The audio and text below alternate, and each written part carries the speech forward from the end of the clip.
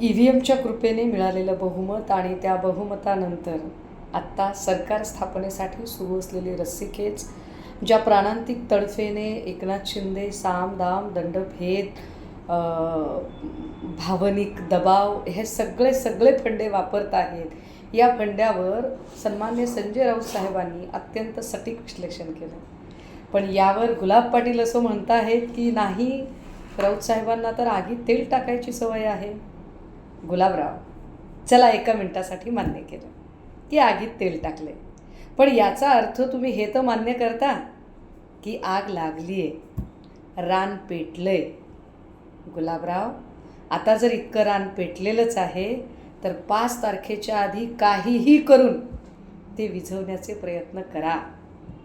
अन्यथा ज्यांच्या जीवावर सुरत गुवाहाटी फिरायला गेला होतात तेच लोक तुमच्या गळ्याभोवती ईडीचा दोरखंड आवळताना जराही मागे कचरणार नाहीत.